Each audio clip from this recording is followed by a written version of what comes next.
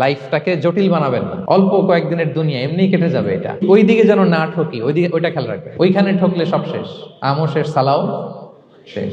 ওইখানে যেন ঠকে না যায়, এটা খেয়াল রাখতে হবে। তাহলে প্রথম ফ্যাক্টর হচ্ছে সুখী সমৃদ্ধ জীবনের will make our life simple. Simplicity is the কি টু হ্যাপিনেস। আপনি লাইফটাকে সিম্পল করবেন, আপনি হ্যাপি হবেন। রাসূল সাল্লাল্লাহু আলাইহি ওয়াসাল্লামের জীবনের দিকে যদি তাকান, দেখবেন তিনি তাই করেছেন। সুবহানাল্লাহ। সহিহ মুসলিমের একটা হাদিস শোনাই আপনাদেরকে। আম্মা জান আয়েশা রাদিয়াল্লাহু তাআলা আনহা বর্ণনা করেন। তিনি বলেন, একদিন সকালবেলা রাসূল সাল্লাল্লাহু আলাইহি ওয়াসাল্লাম আমার বাসায় আসলেন। ফজর নামাজ পড়ে এসে বলতেছে, আয়েশা ফজর নামাজ পড়ে আসছি, ব্রেকফাস্ট করার মতো কিছু আছে ঘরে?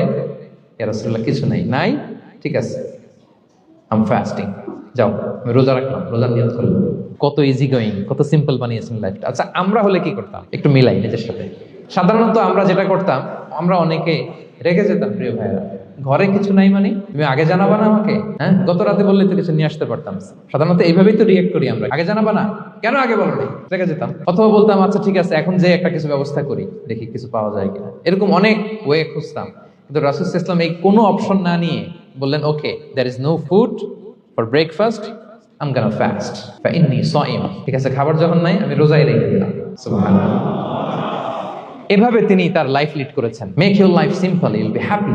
জটিল না করে সহজ করুন, আপনি হ্যাপি হবেন।